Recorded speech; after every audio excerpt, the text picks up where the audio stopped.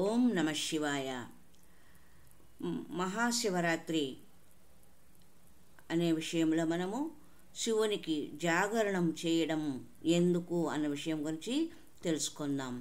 జాగరణము అనగా ఏదో పిచ్చాపాటి మాటలతో వినోద కార్యక్రమాలతో మేలుకొనడం కాదు.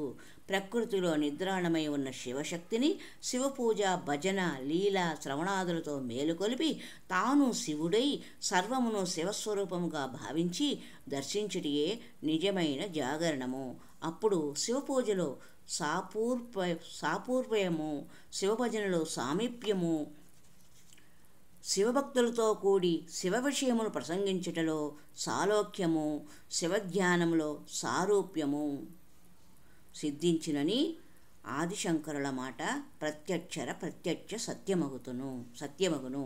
చతుర్విధ ముక్తులను ఇహలోకముననే ఈ దేహముతోనే స్వానుభవములోనికి వచ్చును. ఈ నాలుగింటిని శివరాత్రి నాడు ప్రత్యక్షముగా సాధించుటయే శివరాత్రి జాగరణము. సామీప్యము, సాపూర్వము, సాలోక్యము, సారూప్యము అన్న నాలుగింటిని మనము శివరాత్రి నాడు సాధించవచ్చు.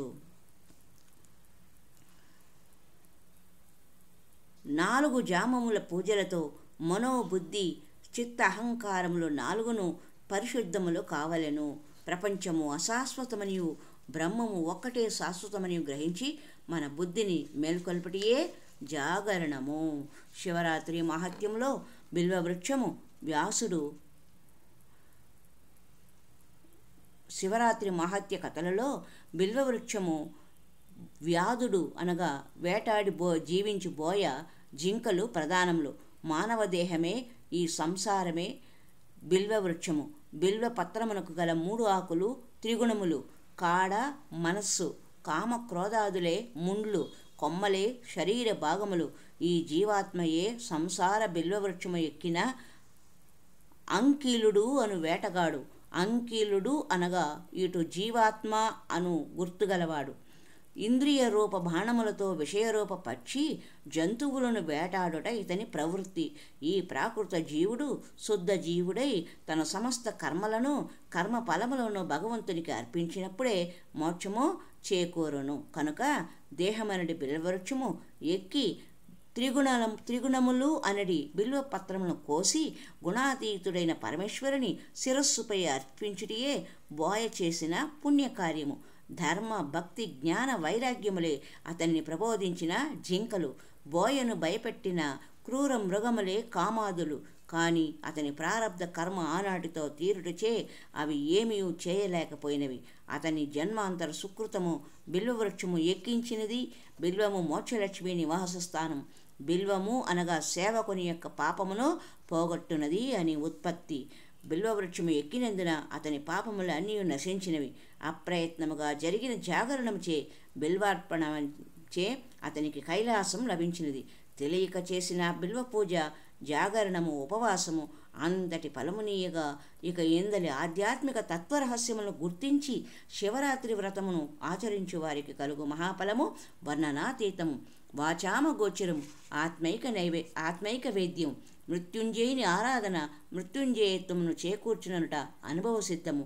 సంవత్సరమునకో నెలకో ఒక రాత్రి కాక ప్రతి రాత్రిని నిజమైన శివరాత్రిగా మార్చుకున్నప్పుడే జీవితము శివమయముగా పరిణమించి అద్వైత ఆనందానుభూతితో శివోహం అగును.